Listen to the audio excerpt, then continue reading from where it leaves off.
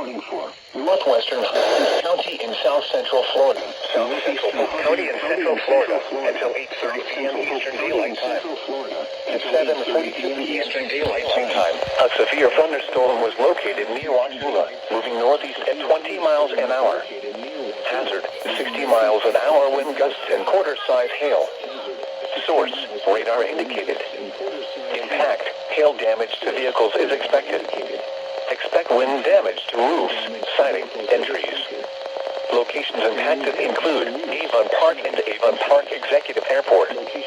For your protection, move to an interior room on the lowest floor of the billboard. Prepare your equipment for launch hail and damage winds. People outside should move and prepare immediately for launch of strong damaging winds. Stay away from windows. People outside should move immediately to shelter. A thunderstorm warning has been issued until 8:30 p.m. Eastern Daylight Time for the following counties in Florida: Harvey, Highlands, and Polk. The short-term forecast. Through mid-evening.